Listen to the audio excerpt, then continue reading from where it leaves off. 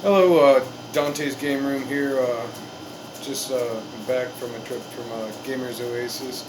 This is going to be a pickup videos from Gamers Oasis in Harrisonburg, um, which is kind of a funny story. The first time I was there, following GPS or whatever to the store, um, Gamers Oasis on Facebook, Gamer Oasis on line. But when you get up there, the sign says 8-bit games. So I was a little bit confused about that, but doing a little bit more research about the store, I uh, I decided to because I be honest with you, I had a little bit of a weird experience at the store. The first time I went, so I wanted to give the store another chance, and I went there and I actually did a little bit more research about the store.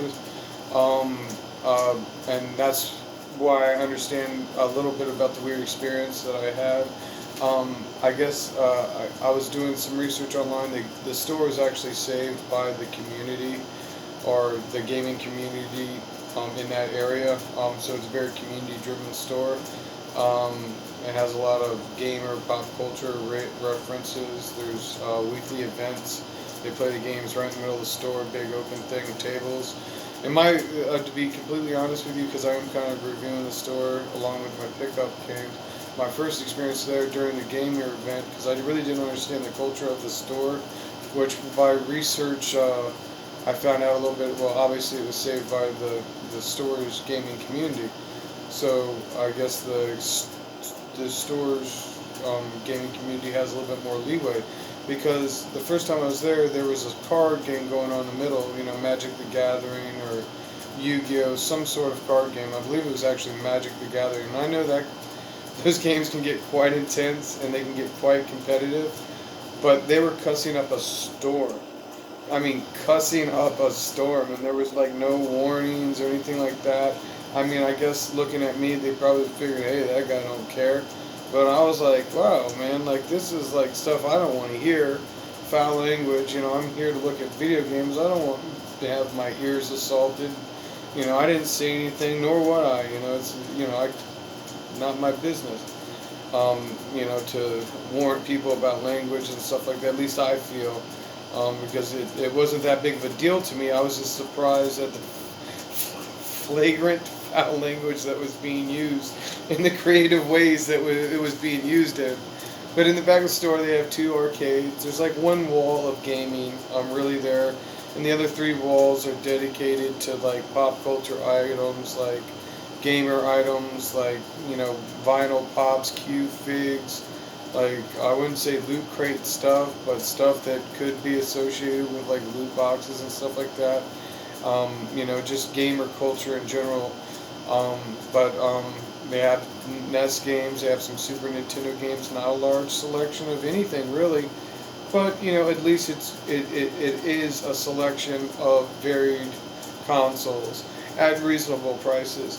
And I'm going to tell you what I picked up when I was there, um, coming up shortly. But that's why I'm kind of explaining why I waited to do another trip and why I waited to do this video and did some research on the store, because like I said, the first trip I was like, wow, man, like I don't think I would bring my little kids here.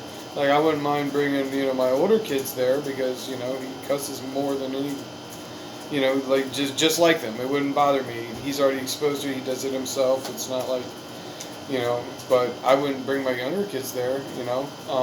But when there's not a gaming night, I would take my younger kids there. I think they would enjoy the store and the products that they have. And it's nice that they have an arcade in the back. One's Teenage Mutant Ninja Turtles in Time. The other one, I believe, is Dungeons and Dragons. One of the beat 'em ups, isometric or 3D beat 'em ups that came out. But anyway, getting to the pickups that I got.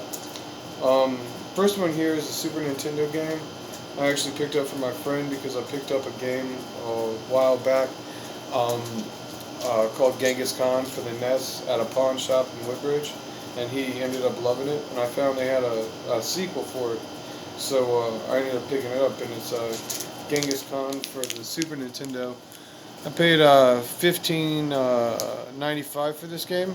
Uh, it's not really for me, but for my friend, he enjoys it. But it's kind of like Risk, um, in a way, like with mixed with civilization elements, or maybe like some Age of Empires elements with the strategic food and cultivation and economy. And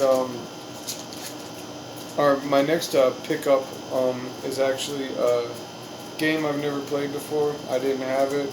It was $6.95. I was like, oh, I like fighting games. We can do that. Clay Fighter for the Super Nintendo. I haven't played it yet. Of course, I've seen footage and I know what the game's about and seen other people play it, but I personally haven't experienced it, and that's why I bought it, because I want to experience it for myself and see what it's like. Next pickup, just I own very few in-box games, and I don't own a lot of very expensive or stuff like that. But one of the few in-box Nintendo games I own is Bases Loaded, because it's one of my earliest uh, uh, video game memories. Playing Bases Loaded, playing as Baltimore. I was an Orioles fan, and I always picked Baltimore, and I'd always, the way the different players stood and batted. Like Oko had a real tight, powerful stance, and that game was always emblazoned in my mind. It's not an expensive game by any means, but I own it in box. And the only other Nintendo game that I own in box, that I personally own in box because I wanted it in box, is Jackal. Which is another early Nintendo game of mine and favorite of mine. But the reason I bring up Bases Loaded for the NES and owning it in a box is because I picked up Super Bases Loaded for the Super Nintendo for $4.95. Given a chance, just because it's a series. And, I love the first one so much. Of course, I just want to experience the Super Nintendo version, I guess. The next game I picked up was Rival Turf. I'm a big fan of beat 'em ups. This is part of the Burning Chaos series in Japan. Here it's a trilogy. This is the first one in the series. It's called Rival Turf. And I always tell people, compare it to Streets of Rage and Final Fight, kind of mashed together with a Japanese twist. Um, and the next series of games that I picked up here are all disc-based games. But one of them I picked up for 50 cents. And I have to tell you, it's the best game I've ever picked up for 50 cents in my life. I can't tell you how overwhelmed I was and excited with this purchase. I've already played this game. It's called Stunt GP. And it's like little remote control cars on these tracks. And it's fun because I love playing multiplayer racing games that are fun, back and forth, different stylized tracks. I'm a big NASCAR fan, so I love, of course, any type of racing game, but the funner ones, the wackier ones, like Mario Kart Influence, that kind of stuff, I really enjoy because they're fun to play with multiple people. The next game that I picked up, like I said, I'm a big racing fan, especially NASCAR. This is a game I wanted for a long time, but it was always really expensive, like $30-40. But I finally found it for a price I was willing to pay, and it's Sprint Cars 2 Road to Eldora for $9.99. I've played it.